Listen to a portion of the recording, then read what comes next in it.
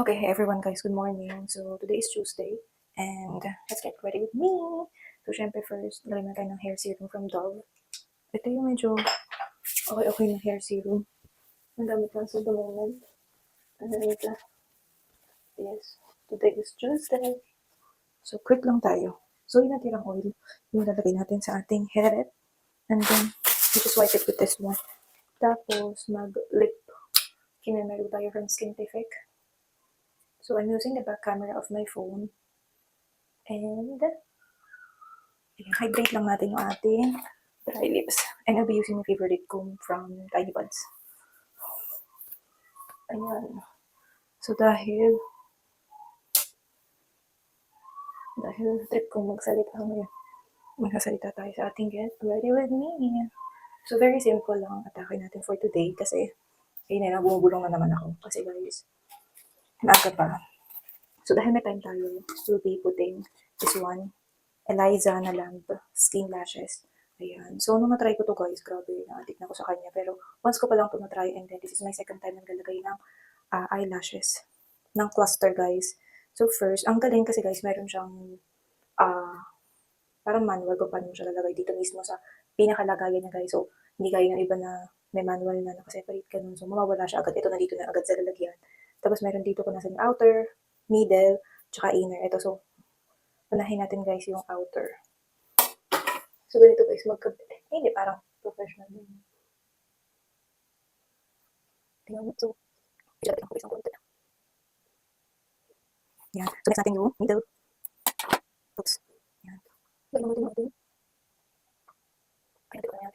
Kasi isa na yung Ayan. Tapos yung mid inner. Ayan. Ang ganda ng basta natin sa mga ito. Oops. Ay, pati ko lang. Buti na basta natin guys. Tsaka isa lang. Okay, so tapos na tayo guys magkabit ng pilig mata. Pilig mata ni Kumar Eliza. So, ang gamit ko guys is yung kanilang lambskin. So, first, magagay na tayo ng sunscreen or sun lotion from Arcadia. This is my favorite kasi guys, parang primer na din siya. Okay. Diba iba yung gagawa ng pilig mata guys. Mukha tayong nakakaugaga sa buhay. Charot. Okay, next naman natin is my favorite. This is the serum cushion from Arcadia. Kita nyo naman, gamit na gamit. So, this is their cushion in the shade number 1. So, kalimutan ko po yung brush ko. So, ayan lang. Ay, gagawa mo girl. So, gamitin natin ang spongy natin from Dala. Grabe, napaka-soft nito.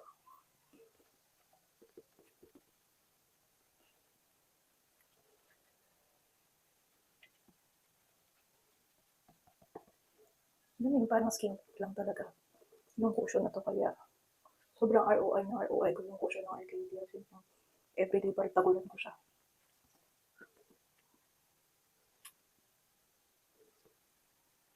Diba? Ganda. Ganda!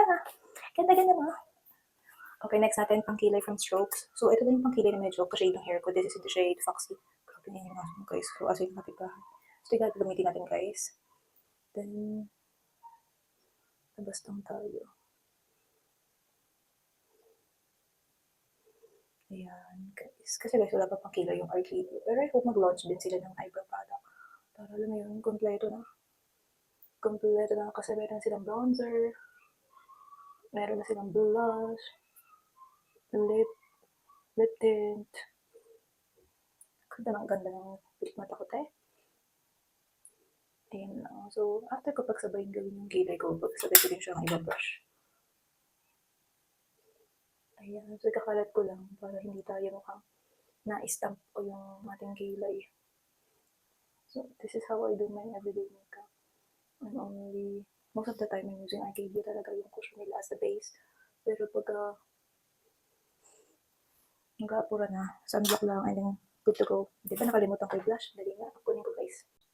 Okay, next natin ang ating blush from Arcadia pa din in the shade Eden. So, this is my favorite. So, dito lang tayo mag-blush. Simula na nag-change ako guys ng hair color. Parang putting too much makeup. Parang pack na gano'n. Alam yun. Kaya, more on, mas lighter pa. Although before, nag-makeup na ako na medyo alam mo yun, pang holding na siya para wala nang retouch. Kasi hindi ko galing nagre-retouch, guys. Kaya nung nag-change ako ng hair color, parang naging mas lighter yung makeup ko. Hindi masyadong dark yung color, like yung blush, yung lipstick, ganun. Kasi, nag-change ako ng hair color. Yung parang color ko masyado na akong vibrant. And then, we just wipe off the... And then next natin, we'll be using this very, very trending na... Is it Time 4? Yeah. In the shade D10. This is the Nebula Velvet Lip Cream Cordelia 01. Ayan. Ganda.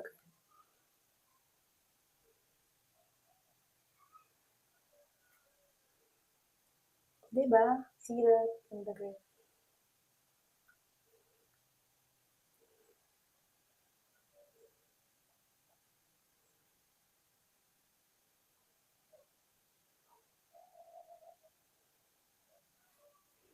Oh my god. Blooming yan. So this is the lippy from Time 4. Yeah. This is in the shade Cordelia Pecan. Ganda. Diba lubat na si Inday? Okay, so this is our makeup for today. Let's go na. Bye-bye. This is our makeup for today.